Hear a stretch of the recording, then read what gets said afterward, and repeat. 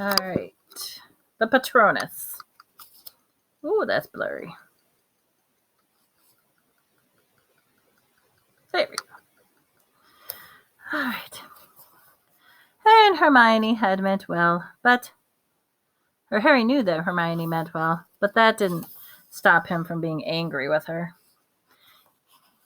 He had been the owner of the best broom in the world for 5 short hours. Now, because of her interference, he wouldn't know whether he would ever see it again. He was positive that there had been nothing wrong with it, the firebolt now. But what sort of state would it be in once it had been subjected to all sorts of anti-jinx tests? Ron was furious with Hermione, too. As far as he was concerned, the stripping down of a brand new firebolt was nothing less than criminal damage. Hermione, who remained convinced that she had acted for the best, started avoiding the common room. Harry and Ron supposed she had taken refuge in the library and even didn't try to persuade her to come back at all. All in all, they were glad when the rest of the school returned shortly after New Year, and Gryffindor Tower became crowded and noisy again. Wood sought Harry out the night before the term started. "Had a good Christmas," he said, when without waiting to answer, he sat down and lowered his voice and said, "I've been doing some thinking over Christmas, Harry. After the last match, if the Dementors come to the next one, we can't afford you to, Wood broke off, looking awkward. "I'm working on it," said Harry quickly. "Professor Lupin has trained me how to ward off Dementors. We should be starting this week." And when he'd said he'd have time after Christmas. "Ah," said Wood, his expression clearing. "Well, in that case, I didn't really want to lose you as a seeker, Harry. Have you ordered your new broom yet?" "No," said Harry. "What? You better get a move on. You know you can't ride that shooting star against Ravenclaw." "He got a firebolt for Christmas," said Ron. "A firebolt? No, seriously? A real firebolt?" "Don't get too excited, Oliver," said Harry gloomily. "I haven't got it any more. It was confiscated." And he explained all about how the firebolt, and now it was being checked for jinxes. "Jinxed? How could it be jinxed?" "Sirius Black," Harry said wearily. "He's supposed to be after me, so McGonagall reckons he might have sent it." Waving aside the information that a famous murderer was after his seeker, Wood said, "But Black couldn't have brought a firebolt. He's on the run. The whole country's on the lookout for him. How could he just walk into Quality Quidditch Supplies and buy a broomstick?" "I know," said Harry, "but McGonagall still wants to strip it down." Wood went pale. "Oh, I'll go talk to her, Harry," he promised. "I'll make her see reason. A firebolt, a real firebolt on our team? And she wants Gryffindor to win as much as I do. I'll make her sense. A firebolt!" Classes started again the next day. The last thing anyone felt like doing was spending 2 hours on the grounds on a raw January morning, but Hagrid had provided a bonfire full of salamanders for their enjoyment, and they spent an unusually good lesson collecting dry wood and leaves to keep the fire blazing, while the flame-loving lizards scampered up and down the crumbling white-hot logs. The first divination lesson of the new term was much less fun. Professor Trelawney was now teaching them palmistry, and she lost no time in informing Harry that he had the shortest lifeline she'd ever seen. In defense against dark arts, Harry was keen to, after the conversation with Wood, he wanted to get started on his anti-Dementor lessons as soon as possible. "Ah, yes," said Lupin when Harry reminded him of his promise at the end of class. "Let me see. How about 8 o'clock on Thursday evening? The History of Magic classroom should be large enough. I'll have to think carefully about how we're going to do this. We can't bring a real Dementor into the castle to practice on." "Still looks ill, doesn't he?" said Ron, as they walked up the corridor, heading to dinner. "What do you reckon the matter is with him?" There was a loud, impatient "Tut!" from behind them. It was Hermione, who had been sitting at the feet of the suit of armor, repacking her bag, which was so full of books it wouldn't close. And what are you rutting to us for, Ron said irritably. Nothing, said Hermione in a lofty voice, heaving her bag over her shoulder. Yes, you were, said Ron. I said, I wonder what's wrong with Lupin and you. Well, isn't it obvious, said Hermione with a look of maddening superiority. If you don't want to tell us, then don't, snapped Ron. Fine, said Hermione haughtily, and she marched off. She doesn't know, said Ron, staring resentfully after Hermione. She's just trying to get us to talk to her again. At 8 o'clock on Thursday evening, Harry left Gryffindor Tower for his history magic classroom. It was dark and empty when he arrived, but he lit with lamps and with his wand, and waited only 5 minutes, and Professor Lupin turned up, carrying a large packing case, which he heaved onto Professor Binns' desk. What's that? Said Harry. Another Bogart, said Lupin, stripping off his cloak. I've been combing the castle ever since Tuesday, and very luckily I found this one lurking inside Mr. Filch's filing cabinet. It is the nearest we'll get to a real Dementor. The Bogart will turn into a Dementor when he sees you, and we'll be able to practice on him. I can store him in my office when we're not using him. There's a cupboard under my desk. He'll like. Okay, said Harry, trying to sound as though he was not apprehensive at all, and merely just glad Lupin had found such a good substitute for a Dementor. So, Professor Lupin said, taking out his own wand, and indicated Harry should do the same. The spell I'm going to teach you is highly advanced magic to Harry, well beyond ordinary wizarding level. It's called the Patronus Charm. How does it work? Asked Harry nervously. Well, it works correctly. It conjures up a Patronus, said Lupin, which is a kind of anti-Dementor, a guardian that acts as a shield between you and the Dementor. Harry had a sudden vision of himself crouching behind a haggard-sized figure holding a large club. Professor Lupin continued, The Patronus is a kind of positive force, a projection of the very things that the Dementor feeds upon.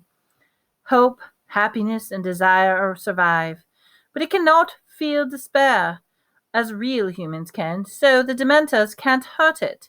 But I must warn you, Harry, that a charm might be too advanced for you. Many qualified wizards have difficulty with it. What does a Patronus look like? Said Harry curiously. Oh, each one is unique to the wizard who conjures it. And how do you conjure it? With an incantation, which we will work on if you are concentrating with all your might on a single happy memory. Harry cast his mind about a happy memory. Certainly nothing had been happening to him at the Dursleys that was going to do. Finally, he settled on the moment when he had first ridden a broomstick. Right, he said, trying to recall exactly the possible, wonderful, soaring sensation of his stomach. The incantation is this. Lupin cleared his throat. Expecto Patronum! Expecto Patronum, Harry repeated under his breath. Expecto Patronum.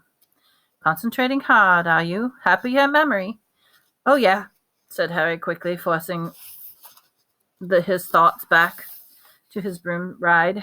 Expecto Patronum, Expecto Patronum, Expecto Patronum, Expecto Patronum. Something whooshed suddenly to the end of his wand. It looked like a wisp of silvery gas. Did you see that? Said Harry excitedly. Something happened. Very good, said Lupin, smiling. Right then. Ready to try on a Dementor? Yes, said Harry, gripping his wand very tightly and moving into the middle of the desired classroom. He tried to keep his mind on flying, but something else kept intruding. Any second now, he might hear his mother again, but he shouldn't think of that. He wouldn't hear it again. He didn't want to. Or did he?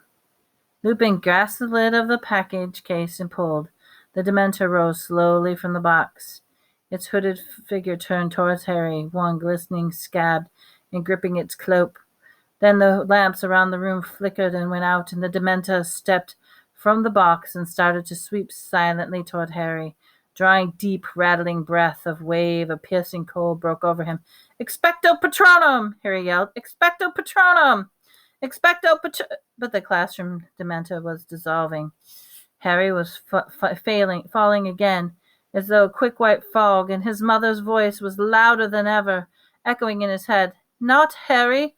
Not Harry! Please, I'll do anything! Stand aside, girl! Harry!" And Harry jerked back to life. He was lying flat on his back on the floor, and the classroom lamps were lit again, and he didn't have to ask what happened. "Sorry," he muttered, sitting up, feeling cold, sweat trickling down behind his glasses. "Are you all right?" asked Lupin. "Yes," said Harry, pulled himself up out of the desk and leaned against it. "Here." Lupin handed him a chocolate frog. "Eat this before we try again. I didn't expect you to do it your first time. In fact, I would have been astounded if you had." "It's getting worse," Harry muttered, biting off the head of the frog. "I could hear her louder that time. And him, Voldemort." Lupin looked paler than usual. "Harry, if you don't want to continue, I will be more than understand." "No, I do," said Harry fiercely, stuffing the rest of the chocolate frog into his mouth. "I've got to. What if the Dementors turn up at our match again against Ravenclaw? I can't afford to fall off again. If we lose this game, we'll lose the Quidditch Cup." "All right, then," said Lupin. "You might want to select another memory. A happy memory. I mean, to concentrate on. The one that doesn't seem to have been strong enough." Harry thought hard, and he decided the feeling when Gryffindor had won the Gryffindor House Championship last year was definitely qualified as very happy. So he gripped his wand tightly again and looked up at his position in the right middle of the classroom. "Ready," said Lupin, gripping the box lid. "Ready," said Harry, trying to fill his head with happy thoughts about Gryffindor winning and not dark thoughts about what was going to happen when the box opened. "Go," said Lupin, pulling off the lid. The room went icy cold, dark, and once more Dementor glided down forward, drawing in a breath, and rotting hand extended towards Harry. "Expecto Patronum!" Harry yelled. "Expecto Patronum! Expecto Patronum!"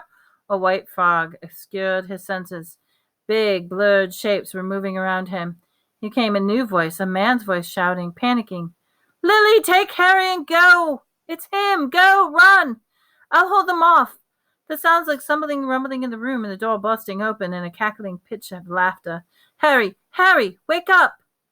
Lupin was tapping Harry hard on the face. This time, it was a minute before Harry understood why he was lying on the dusty classroom floor. "I heard my dad," Harry mumbled. "That's the first time I've heard him. He tried to take on Voldemort himself, to give my mom time to run for it." Harry suddenly realized that there were tears on his face, mingling with sweat. He bent his face low as possible, wiping them off on his robes, pretending to do up his shoelace so that Lupin wouldn't see. "You heard James?" said Lupin in a strange voice. "Yeah." Face dry, Harry looked up. "What? Why didn't you? Did you know my dad, did you?" "I did, as a matter of fact," said Lupin. "We were friends at Hogwarts. Listen, Harry, perhaps we should leave here tonight. This charm's ridiculously advanced. I shouldn't have suggested putting you through this." "No," said Harry as he got up again. I'll have one more go. I'm not thinking of happy enough things. That's what it is. Hang on." He racked his brains. Really, really happy memory. One that couldn't turn into a good, strong Patronus. The moment when he first found that he was a wizard and would be leaving the Dursleys for Hogwarts. If that wasn't a happy memory, he didn't know what was. Concentrating very hard on how he felt when he realized he'd be leaving Privet Drive, Harry got on his feet and faced the packing case once more. "Ready?" said Lupin, who looked as though he were doing this against his better judgment. "Concentrating hard. All right, go." And he pulled off the lid of the case for the third time, and the Dementor rose out of it into the room that felt cold and dark. "Expecto Patronum!" Harry bellowed. "Expecto Patronum! Expecto Patronum!" The screaming inside Harry's head had started again, except this time it sounded as though he were coming from a badly tuned radio. Softer and softer, louder again and softer. He could still see the Dementor. It had halted, and then a huge silver shadow came bursting out of the end of Harry's wand to hover over between him and the Dementor, and Harry's legs felt like water. He was still on his feet, though. How much longer? Well, he wasn't for sure. Ridiculous! Roared Lupin, springing forward. There was a loud crack, and Harry Cloudy Patronus vanished, along with the Dementor, and he sank into the chair, feeling exhausted, as if he had just ran a mile. His legs were shaking. Out of his corner of his eye, he saw Professor Lupin forcing a Bogart back into the packing case with his wand, and turned into a silvery orb again. Excellent, Lupin said, striding over to Harry. Excellent, Harry. That was definitely a start. Can we have just another go? Just one more go? Not now, said Lupin firmly. We've had enough for one night. Here. He handed Carrie a large bar of Honeyduke's best chocolate. Eat the lot, or Madame Pomfrey will be after my blood. Same time next week. Okay, said Harry. He took a bite out of the chocolate and watched Lupin extinguishing the lamps who rekindled the disappearance from the Dementor. A thought had just occurred to him. Professor Lupin, he said, if you knew my dad, you must have known Sirius Black as well. Lupin turned very quickly. What gives you that idea? He said sharply. Nothing. I just knew they were friends at Hogwarts, too.